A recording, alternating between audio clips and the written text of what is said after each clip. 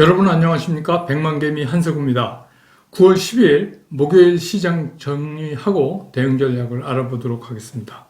이미 아시는 것처럼 간밤에 미국 시장이 3일 연속에 큰 폭의 하락을 멈추고 반등을 했죠. 그래서 일단 우리 시장도 그 영향을 받아서 좀 안정감을 찾았습니다. 오늘 이제 여러분 잘 아시는 것처럼 내만여의 날이라고 불리우는 쿼드러플 위칭데이임에도 불구하고 하여튼 우리 시장도 나름 잘 반등을 해서 코스피는 0.87% 정도 상승을 했고 코스닥은 1.71% 이렇게 상승을 했습니다. 뭐 아시는 것처럼 간밤에 미국 시장은 나스닥이 2.71% 올랐고 S&P 500도 2% 이상, 뭐 다우는 1.6% 정도 상승을 했어요. 그러니까 3일 연속해서 내리 빼다가 뭐 뺀 거에 비하면 아직 턱없이 모자라지만 어쨌든 간 그래도 급격하게 하락하는 거에 대한 글쎄요, 이거는 이제 뭐 자율 반등이다 정도로 정리하는 게 좋을 것 같습니다. 참 다행이죠. 저도 어제 밤에 시장 보면서 어제 저도 시장 보느라 잠을 좀 못 잤는데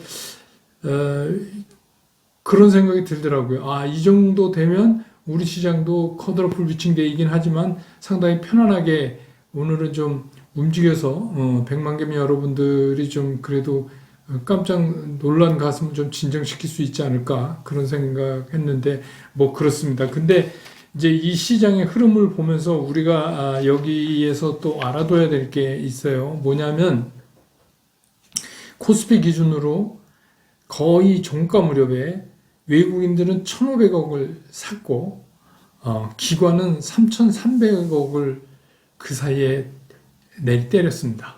그러니까 이게 만약에 미국의 반등이나 이런 거에 대한 조금 안심하고 우호적인 장 분위기가 아니었다면 사실 오늘도 이 선물 옵션 만기 때문에 장금 무렵에 조금 큰 변동성이 일어날 뻔했어요. 그리고 이제 코스닥에서도 기관이 순매도로 있다가 종가 직전에 이거를 600억 정도를 사면서 다시 순매수 595억, 순매수 거의 600억 가까이로 이렇게 정리를 했어요. 그래서 여기서 우리가 이제 알 수 있는 건 뭐냐면 외국인들은 오르는 쪽에 걸었고 그게 유리하고 기관들은 떨어지는 거에 유리하죠. 오늘 그래서 기관이 뭐 종일 원 없이 팔았습니다. 그래서 뭐 기관도 여기 들어와서 뭐 돈을 벌어야 되니까 기관이 왜 파냐 뭐 이렇게 얘기할 수는 없지만 조금 좀 그래요. 제가 볼 때는 좀 기관하는 것 치고는 뭐 어쨌든 간 그래서 우리 시장도 일단 놀란 가슴은 진정을 시켰다. 그 다음에 이제 오늘 시장에서 중요한 이슈들 몇 개를 좀 점검해 보면 셀트리온 여러분들 많이 갖고 계신 분들 많으시잖아요. 댓글에 저한테 이제 질문 주시는 분들도 많고.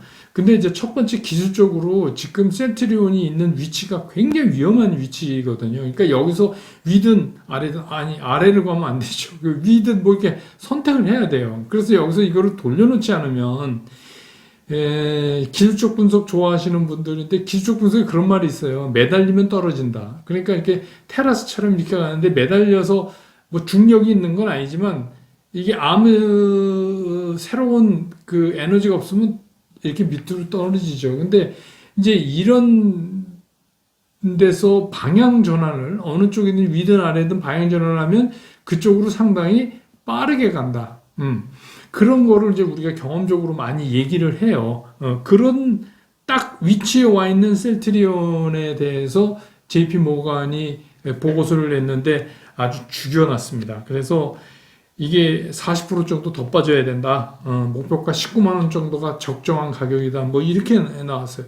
정말 뭐 가지신 분들은 많이 놀라셨을 거예요. 뭐 이게 글쎄요, 뭐 의견을 얘기는 할 수 있죠. 의견은 얘기를 할 수는 있지만 너무 좀 충격적이라. 근데 이제 우리나라의 바이오나 이런 쪽이 좀 과대평가된 거는 있지만 또 그 바이오 업종의 특성상 그럴 수밖에 없어요. 근데 하여튼 그 센트리온에서 2시에 이제 애널리스트를 모아서 간담회를 하고 있죠. 지금 하고 있을 것 같은데 이제 이거 조목조목 따져서 이제 반박하는 그런 거죠. 근데 이제 이게 애널리스트를 불러서 반박한다 그래서 과연 이게 효과가 있을까? 근데 뭐 센트리온 입장에서는 효과가 있건 없건 뭐든 해야죠. 지금 입장에서는 이제 그런 일이 하나가 있었고 또 이제 그 여러분들이 질문해 주신 것 중에서 종목의 가치를 어떻게 압니까? 이제 이런 질문인데 그거 뭐 자료를 많이 보셔야죠. 근데 우리가 그 가치는 두 가지가 있어요. 주식 시장에서는 그게 미래의 가치를 끌어오는 작업을 많이 하는 게 주식. 왜냐하면 주식시장은 지금 사지만 미래를 사는 거잖아요. 그러니까 이 주식이 내일이 오늘보다 나쁘다 그러면 이 주식 사는 사람은 없죠. 그죠? 그러니까 미래가 지금보다 나아질 거라는 가정에서 주식을 사게 되죠. 물론 파는 사람은 미래는 지금보다 나쁘다고 가치 평가를 하는 거죠. 근데 이제 기본적으로 우리가 현재의 가치를 얘기하는데 현재의 가치를 객관적 평가를 받는 거는 마켓 밸류죠. 그러니까 시장에서 얼마나 지금 종가가 끝났느냐 이게 어떻게 보면 뭐 여러 가지 얘기는 있지만 어떻게 보면 이게 이제 프레젠트 밸류고 그러니까 우리가 이제 그 부킹돼 있는 스테이트먼트 있잖아요. 재무제표상에 나타난 이거는 약간 과거 자료죠. 어떻게 보면 그래서 그런 게 뒤섞여서 이 회사의 가치를 평가하는데 경우에 따라서 미래 가치를 더 웨이트를 줄 때도 있고 또 부킹돼 있는 지나간 과거치를 줄 때도 있고 그래요. 그 시장의 상황에 따라서 달라지는 겁니다. 그래서 서로 똑같은 주식을 서로 다른 각도에서 밸류를 측정하기 때문에 매매가 되는 거 아니겠어요? 그렇죠? 좋다고 보는 사람은 사게 되는 거고 그건 그렇게 이해하셔야 되는데 이제 이거를 왜 말씀드리냐면 중요한 건 뭐냐면 자기가 갖고 있는 종목에 대한 모든 자료는 요새 자료 구하기 굉장히 쉽잖아요. 인터넷에 막 그냥 널려 있어요, 널려 있어. 그러니까 그런 것들을 주말이나 이런 때 찬찬히 좀 시간 나실 때 읽어보실 필요가 있어요. 그냥 내가 갖고 있는 종목을 뭔지도 잘 모르고, 심지어는 저한테 질문하시는 분은 뭐 하시는 종목, 뭐 하는 회사인지도 모르고 사신 분도 있어요. 예, 그러면 안 됩니다. 예, 그래서, 그 다음에 이제 이거, 요새 이제 ETF 많으니까, 개별 종목 하기 어려우니 ETF 투자하면 어떻겠습니까? 하는 의견, ETF 하세요. 그것도 뭐 좋은 방법 중에 하나입니다. 근데 ETF도 마찬가지예요. 그것도 하나의 종목이라고 봐야지 되는 거거든요. 그러니까 ETF 샀다고 해서 전혀 걱정이 없다. 이건 아니에요. 그것도 뭐 고민은 다 마찬가지라고 생각이 들어요. 그런데 좀 편하게 왜냐하면 이 ETF는 그쪽 사이드에 있는 게 종합적으로 들어오니까 조금 낫다고 볼 수는 있죠. 왜냐하면 자기가 실제 투자하는 거는 한 종목 잘못 고르면 리스크가 너무 크니까. 자, 오늘 시장 여러분 다 아시지만 카카오 게임즈가 드디어 상장을 했어요. 근데 많은 애널리스트들 전문가들이 소위 얘기하는 따상은 못 갈 거다. 오늘은 그건 택도 없다. 62,400원이죠. 따상이 오늘 이제 종가로 끝났는데 그렇게들 얘기를 했어요. 그런데 또 틀렸어요. 그래서 어떻게 보면 예측은 틀리기 위해서 존재하는 거 아닌가 이렇게 생각이 들어요. 그래서 저도 이제 그런 자료들을 많이 읽어봤는데 대부분이 뭐 밸류에이션을 해서 카카오 게임즈의 밸류가 총 몇 조기 때문에 그거를 뭐 나눠보면 뭐 얼마가 적정 가격이다 뭐 이렇게 얘기하고 있어요. 그러니까 상당히 이게 한쪽 눈으로만 시장을 보는 거죠. 제가 여러 차례 말씀드리지만 저는 이제 전 장돌뱅입니다. 이런 얘기를 많이 하는데 제가 40몇 년 동안 시장에 있으면서 한 번도 이런 숫자를 가지고 산술적 계산이나 기계적 계산을 해서 나온 답대로 시장이 간 적이 없어요. 그거는 왜 그러냐 하면 그런 분석 더하기 시장의 밸류라는 게 있어요. 제가 이제 여러분들한테 자주 말씀드리는 시장의 숨결, 호흡법을 알아야 된다. 시장이 뭘 어떻게 하고 있는가를. 그래서 제가 이 백만개미 시작한 것도 제가 뭐 잘난 거 없습니다. 저도 똑같은데 제가 이 업계에 40몇 년 동안 있으면서 주로 이렇게 매매하면서 그런 경험을 갖고 있으니 제가 보는 관점에선 이렇게 생각이 듭니다 하는 거를 이제 말씀드리려고 시작한 건데 진짜 늙음하게 굉장히 요새 보람을 갖고 여러분한테 감사를 드리고 있어요.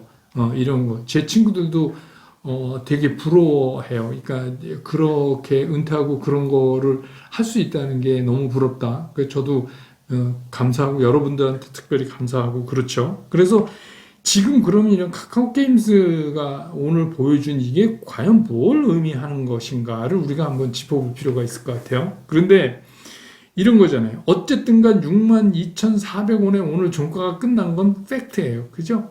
그건 부인할 수 없는 사실이에요.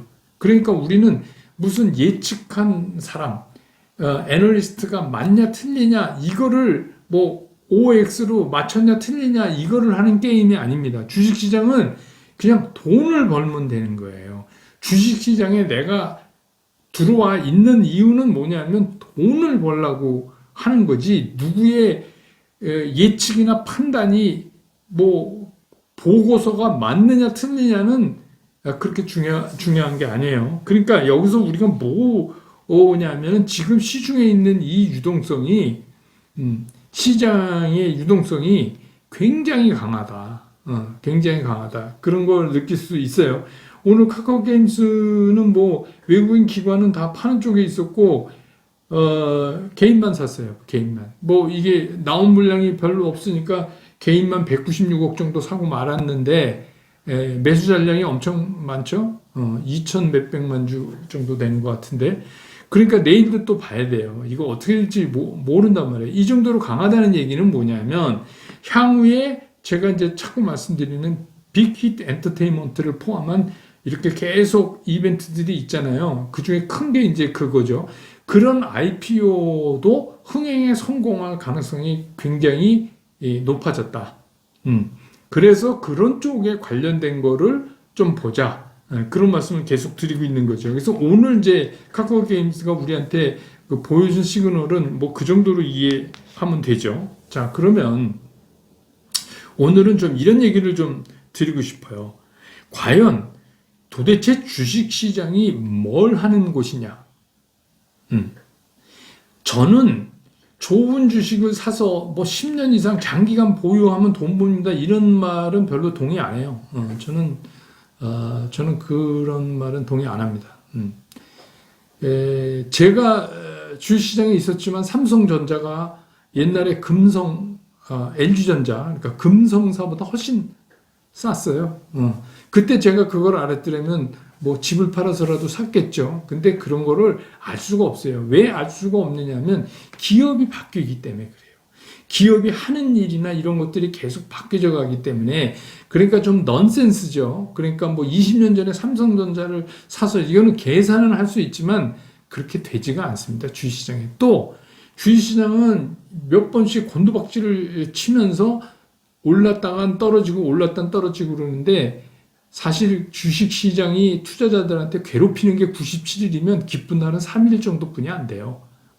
근데 그 3일을 잘 해야 된다는 게 이제 제 지론입니다. 그래서 저는 이거를 언제까지 할지 모르지만 하다가 이게 아닌 것 같으면 여러분 이제 주식하지 마세요. 이렇게 말씀드리려고 한다는 거죠.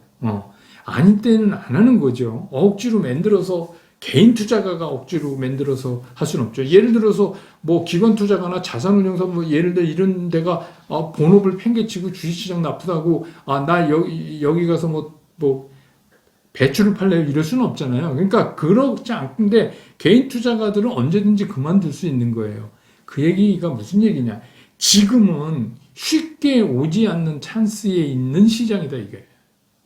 이런 유동성을 가진 시장이 쉽사리 오지 않는다. 그래서 그러면 이 기간 동안에 우리가 증시에 참여해서 좀 많이 증시에 참여해서 많이 좀 벌어보자. 이게 과연 탐욕일까?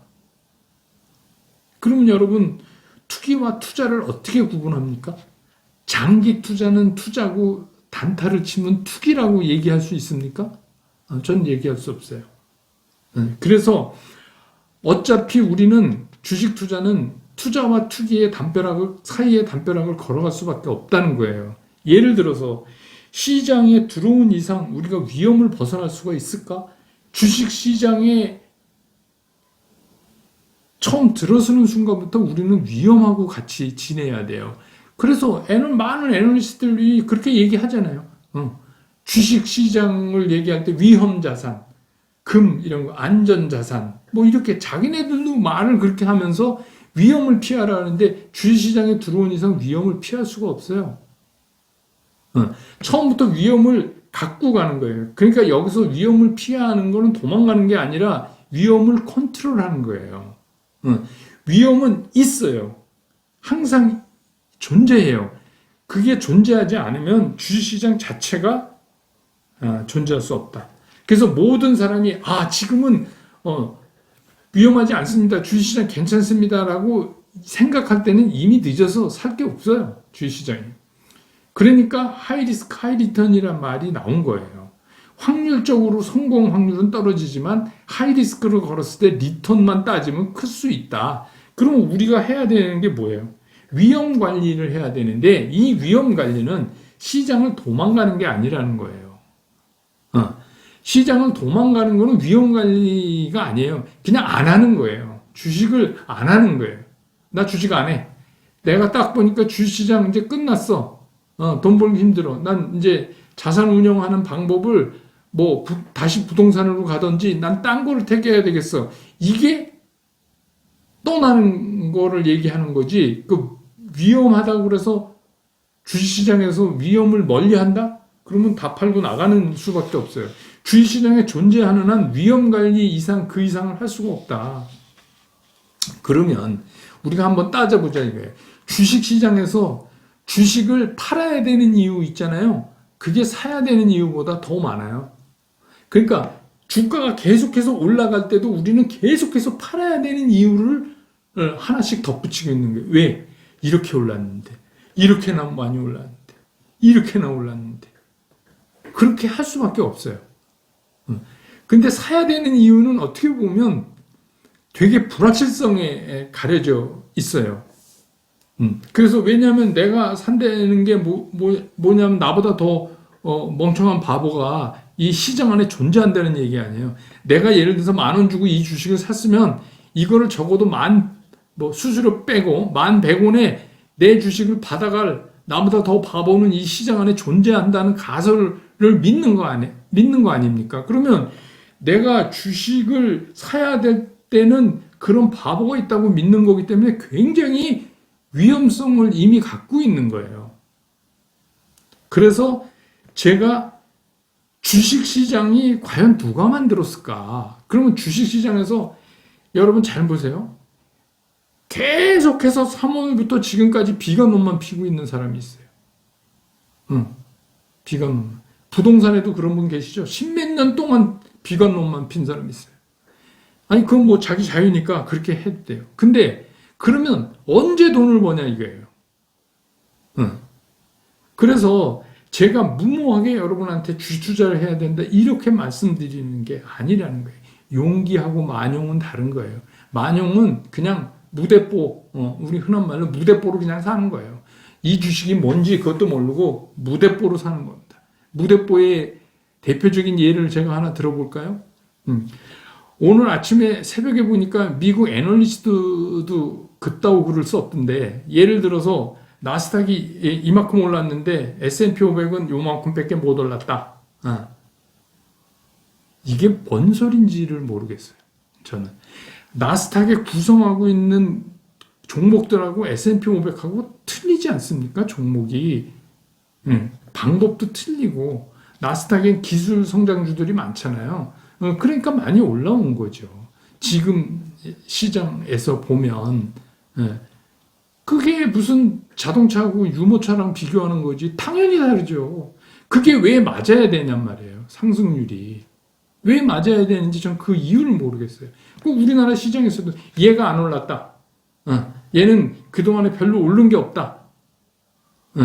그런데 언택 시대이기 때문에 이제 치료제 나오고 백신 나오고 이게 풀리면 얘네가 갈 거니까 얘네가 얘네를 사야 된다. 동의해요. 일부. 그런데 이제 제 얘기는 뭐냐면 그러면 진짜 백신 나오고 그때 사도 돼요. 하루 늦게 사도 돼. 근데 그게 그 다음날 꺾어질 거면 처음부터 사지 말았어야죠.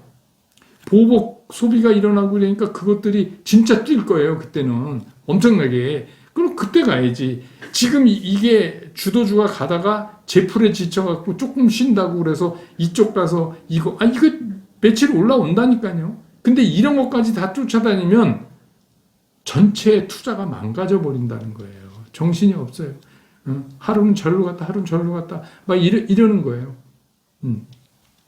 그래서 그거는 만용이다. 뭔가 리즈너블한 이유를 가지고 투자를 해야 되니까 제가 계속 여러분들한테 여러분이 갖고 계신 종목에 대한 소신이 있으십니까? 여러분은 어떤 소신으로 여러분의 포트폴리오를 구성을 하셨습니까? 이겁니다. 그래서 제가 여러분들한테 드리고 싶은 말씀이 이런 거예요. 주식시장에는 내가 그렇게 해서 분석하고 뭐 100만 개미 저도 다른 것도 좀 듣고 보고 그렇게 하고 여러분이 판단해서 최선의 선택을 하는 거예요. 내가 할 수 있는 최선의 선택. 주식시장에서 하지 말아야 될 게 뭔지 아십니까? 차선의 선택이에요. 우리가 인생을 살면서는 결정을 많이 해요. 최선이 아니면 차선을 해도 돼. 뭐 쉽게 얘기해서 저는 서울대학 못 나왔지만 뭐 서울대학만 꼭 나와야 되는 거 아니잖아요. 그럼 차선을 선택해도 돼. 그 밑에 저도 그 밑에 학교 나왔지만 그 밑에 학교를 가도 돼요. 뭐 그렇게 그거 가능해. 근데 주식시장은 아니에요. 주식시장은 최선의 선택만 해야 돼요. 주식시장에서 차선의 선택을 하느니 차라리 선택을 안 하는 게 나을 수도 있어요. 그래서 제가 계속해서 여러분들한테 말씀드리는 거예요. 안 하든지 하든지 그거를 여러분들이 결정하지 못하시면 계속 불안해서 흔들린다. 오늘 시장이 이랬지만 내일 미국 시장 또 별별 없이 끝나면 우리 내일 또 고생할 수도 있어요. 뭐 예를 들어서 실업수당 청구 건수가 줄었는데 그래도 너무 주는 속도가 늦다든지 뭐 별 핑계가 다 있잖아요.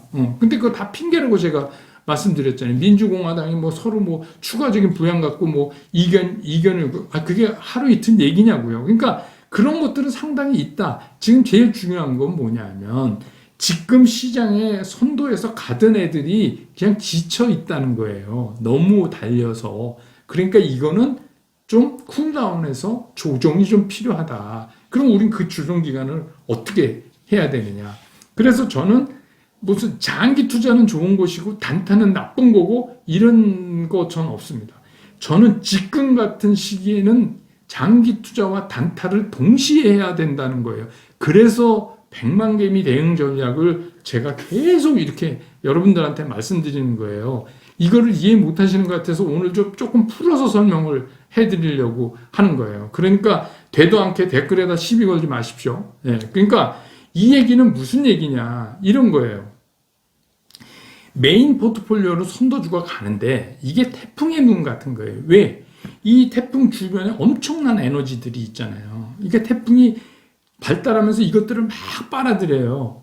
그거는 똑같아요. 그러니까 선도주가 지금까지 끌고 왔는데 지금 이제 지가 지쳐서 주저앉았어.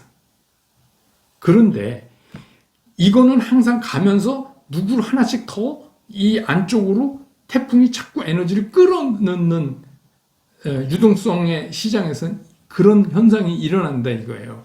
그러니까 뭐 BBIG만 가는 게 아니다 이게. BBIG 가면서 그 중에서 안 되는 놈은 탈락되고 또 뭐 그러니까 예를 들어 BBIG 막 좋은 꿈을 가지고 막 했는데 가다 보니까 이거 아닌가 봐. 이렇게 하면 걔는 탈락이죠. 그런데 새로운 게 들어오는데 제가 여러분들하고 계속해서 이렇게 공유를 하면서 보니까 우리가 메인 포트폴리오로 잡았던 거는 일찍 사신 분은 봉합하고, 그럼 나머지는 뭐냐? 제가 그래서 여러분들한테 말씀드린, 딱 보니까 자동차, 이건 물건 될 수도 있다. 아직 된다고 얘기는 못하니까 물건 될 수도 있다.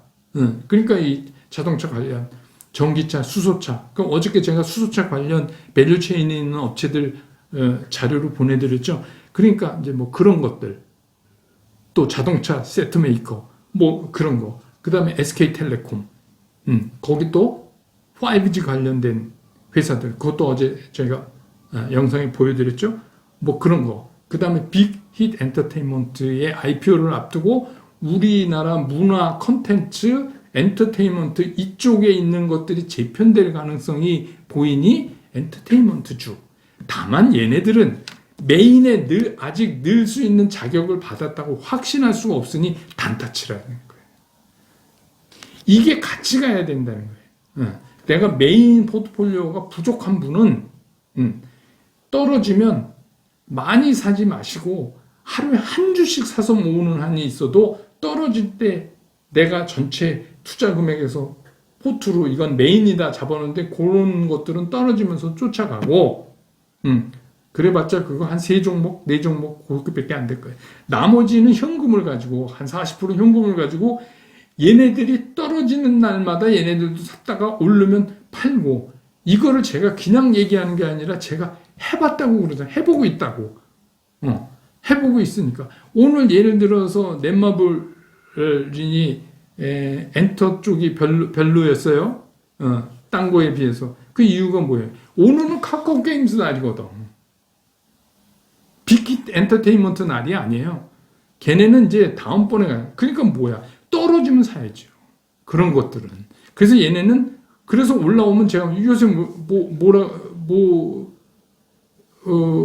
라고 얘기 있던데 5%만 먹고 파는 거요.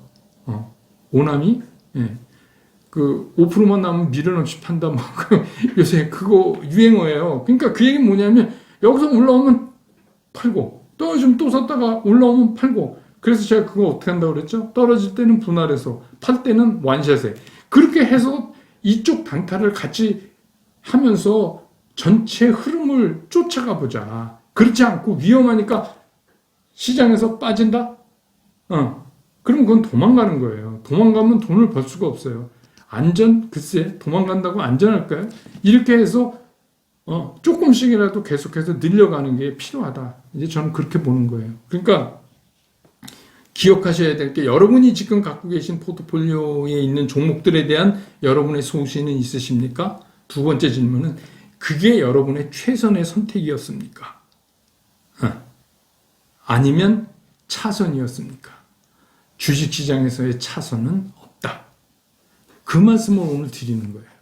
그래서 제가 이거를 계속해서 뭐 대형 전략 뭐 이렇게 얘기하니까 이걸 이해를 잘 못하시고 자꾸 이상하게 보시는 분이 있는데 주식시장에서는 뭐 장기 투자면 어떻고 단타면 어떻습니까? 돈을 벌면 되는 거죠. 그때그때 상황에 따라서. 저는 그렇게 생각하는 사람입니다. 그래서 오늘 이제 우리가 왜 지금 대응 전략을 이렇게 짜고 이 험난한 조종기를 가야 될 수밖에 없나? 아직 많이 남았어요. 오늘 조금 한숨 쉬었지만 앞으로 계속 나타날 겁니다. 제가 10월까지 힘들다고 그랬잖아요. 그때까지. 예. 그러니까 그때까지 우리가 좀 강심장으로 이걸 하려면 이런 전략을 계속 유지해 갈 수밖에 없다. 이렇게 오늘 영상 정리하겠습니다. 내일 이제 금주 마지막 날인데 미국 시장 뭐 오늘처럼 그렇게 많이 오를 것 같지는 않아요. 지금 뭐 살짝 보니까. 그러니까